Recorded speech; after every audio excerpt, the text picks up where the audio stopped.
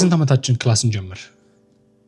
20 22 25 30 ካለን 40 ተማሪዎች ኦልሞስት ሁላችንም ማለት ይቻላል above 30 or ደግሞ 35 በላይ ያሉ ሰዎች ናቸው ያሉት።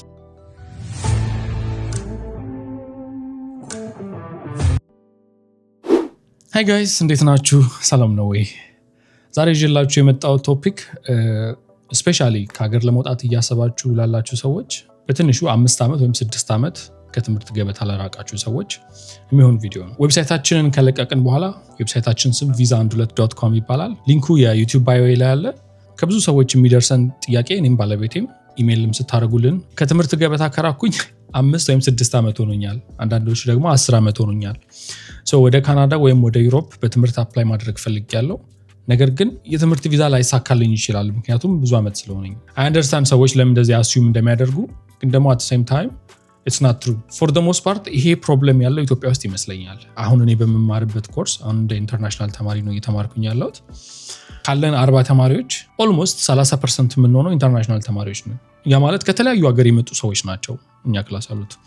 መማረው ቢልዲንግ ኢንፎርሜሽን ሞዴሊንግ ይባላል። ኢንኬዝ እሱን ክላስ ራሱ መውሰድ የምትፈልጉ ከሆነ ፕሊስ ጻፉልኝ። ዌብሳይታችን ላይ ግቡና ቼክ አድርጓቸው። ብዙ ኮርሶችን ኢንክሉድ ለማድረግ ሞክረናል። ከዛ በተጨማሪ በየ2 ሳምንቱ አፕዴት ስለምናደርገው አዳዲስ ኢንፎርሜሽኖችን ታገኛላችሁ። ከዚህ በፊት ለረጅም ጊዜ እንዳልነው ሰርቪሱ ኤቭሪቲንግ ፎር ፍሪ ነው የተሰራው።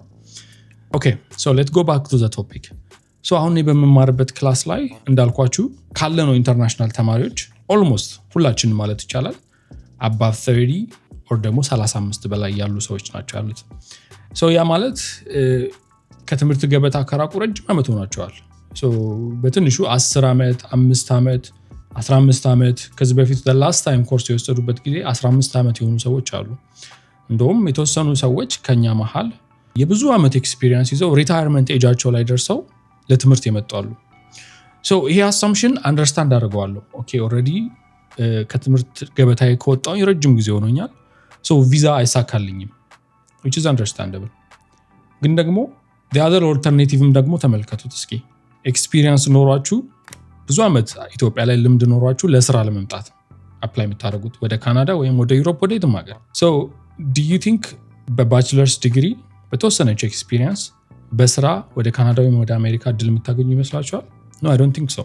ነገር ግን በትምህርት አፕላይ ካደረጋችሁ የመሳካት ቻንሱ is በጣም extremely high። ፋይናሊ ኢሜይል እያደረጋችሁልኝ ላላችሁ ወይም ደግሞ ቴክስት እየጻፋችሁልኝ ላላችሁ ሰዎች እና ከትምህርት ገበታዬ ከወጣሁ ረጅም ጊዜ ሆኖኛል እያላችሁ የምታስቡ ከሆነ እምላችሁ ይሄንን ነው። ፕሊዝ ማንም ሰው በእድሜ በጾታ እንዲሁም በተለያዩ ሰብጀክቲቭ በሆኑ ነገሮቹ ቪዛ ሊነፈግ አይችልም። ስለዚህ don't get discouraged። ስቲል አፕላይ አድርጉ። አፕላይ እያደረጋችሁ ከሆነ እና ኢንፎርሜሽኖች ስቲል የሚያስፈልጓችሁ ከሆነ visa12.com ላይ ገቡ፣ ገብታችሁ ቼክ አድርጉ። እናንተ የሚሆናችሁን ስዊት የሚያደርጋችሁን ነገር እዩ። ከዛ ራሳችሁ አፕላይ እንድታደርጉ ሃይሊ ኢንካሬጅ አደርጋችኋለሁ። ከዚህ በኋላም ብዙ ቪዲዮዎች እሰራለሁ። ስፔሻሊ አፕላይ እንዴት እንደምታደርጉ፣ አፕሊኬሽን ፕሮሰስ እንዴት እንደሆነ ብዙ ቪዲዮዎች እሰራላችኋለሁ። አይ ሆፕ በቀጣይ ቪዲዮ ደግመን እንገናኛለን። Thank you for watching my video. Bye.